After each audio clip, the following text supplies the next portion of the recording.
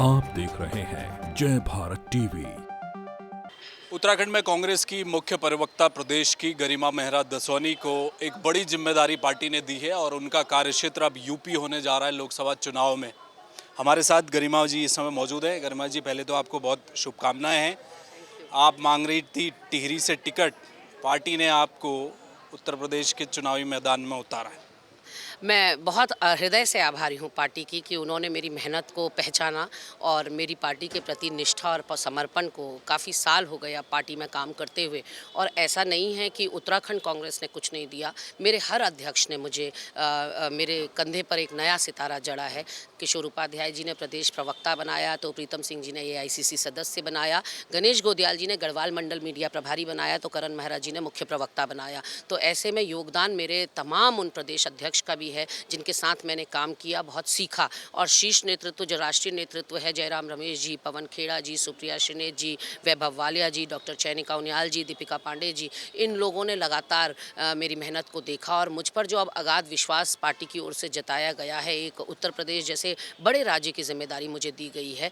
मेरी कोशिश ये रहेगी कि मैं उन लोगों का सर नीचे ना करूं, उनको लेट डाउन ना करूं, और जो उनकी एक्सपेक्टेशंस और उम्मीदें मुझसे हैं उस पर मैं खरा उतरूं। और मुझसे उम्मीद भी यही की जा रही है कि जितनी बेबाकी से यहाँ मैंने जनहित के सवालों को उठाया है, जन विरोधी नीतियों के खिलाफ बिगुल फूका है, वही मैं उत्तर प्रदेश में भी करूँ। तो उत्तर प्रदेश, क्योंकि लगाव मेरा पहले से ही है, मैं वहीं की पढ़ी लिखी हूँ, तो ऐसे में मेरी पूरी एजुकेशन उत्तर प्रदेश की है और एक तरह से गृह जन राज्य जैसा है उत्तर प्रदेश मेरे लिए। और मैं बहुत भाव विह्वल भी हूँ, आत्मविभूत हूँ कि मुझे ऐसे प्रदेश की जिम्मेदारी देकर गौरवान्वित किया गया है। कहाँ काम करेंगी यूपी में? कुछ क्षेत्र अभी तय हुआ है? मैंने ईस्टर्न यूपी या वेस्टर्न यूपी ऐसे मुझसे पूछा जा रहा था और मैंने ही प्रपोज़ किया है कि मुझे लखनऊ जोन दिया जाए।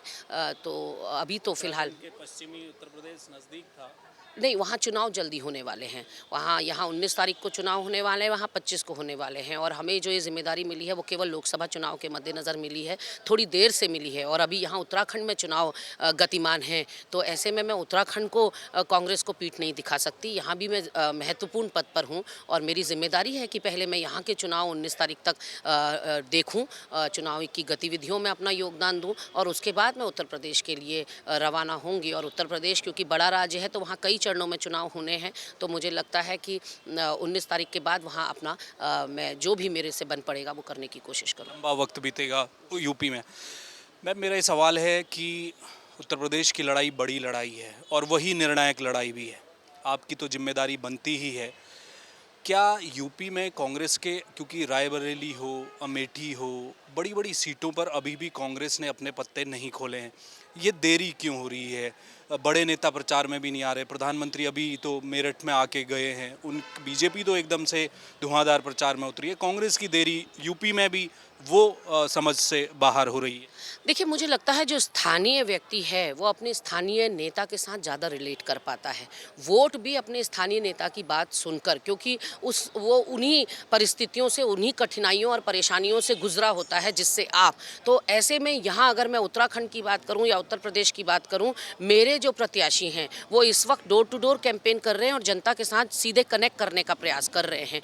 बाहर के लोग आकर आपके लिए सपोर्ट मांग सकते हैं, आपके लिए वोट के लिए जनता से विनती कर सकते हैं, लेकिन अनंतो गत्वा तो जनता को प्रत्याशी के साथ कनेक्ट होना होता है। और ऐसे में मुझे लगता है कि वो कॉर्ड जो है वो हमारे प्रत्याशियों ने हिट की है। हमारे प्रत्याशियों के समर्थन में भारी जनसमूह उतर रहा है, उनको भारी समर्थन ही नहीं, आशीर्वाद और प्रेम मिल रहा है। हमारी जनसभाओं में, हमारी रैलियों में अपार भीड़ जुट रही है। तो ऐसे में हमारी तो जनता ही स्टार प्रचारक है और हमने कभी ये नहीं कहा कि जो भारतीय जनता पार्टी करेगी हमको उसका अनुसरण करना ही करना है। ये कोई चूहा बिल्ली की रेस नहीं है। हर पार्टी अपनी रणनीति के हिसाब से, अपने समीकरण और अपने चुनाव के टेम्पो के हिसाब से स्टार प्रचारक उतारती है। और जब मुफीद समय आएगा तो कांग्रेस पार्टी के स्टार प्रचारक भी आपको मैदान में कूदते हुए दिखाई पड़ेंगे।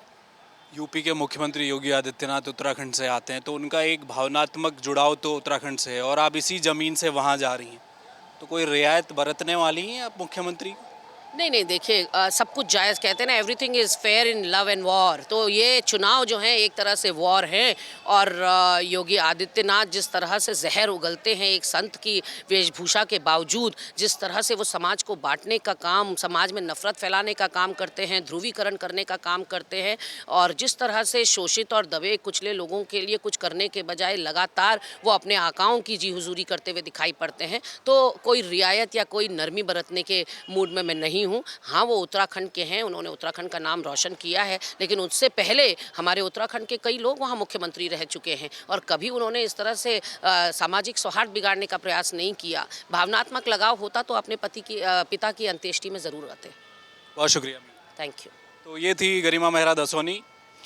देहरादून की सड़कों में जब कभी भी विपक्ष ने कोई आंदोलन किया है, कोई प्रदर्शन किया है, तो गरिमा मेहरा दसोनी पुलिस की बैरिकेडिंग पर चढ़ी हुई नज़र आई हैं, जूझती हुई नज़र आई हैं, पुलिस से सीना झपटी करते हुए नज़र आई हैं। मुखरता से अपनी बात सड़कों पर उठाने के लिए जानी जाती है और इसी का एक बड़ा तोहफा उन्हें मिला है। उत्तर प्रदेश जैसे बड़े राज्य में ठीक चुनाव से पहले 19 अप्रैल को उत्तराखंड की वोटिंग जब समाप्त होगी, उसके बाद उनका कार्यक्षेत्र यूपी होने जा रहा है।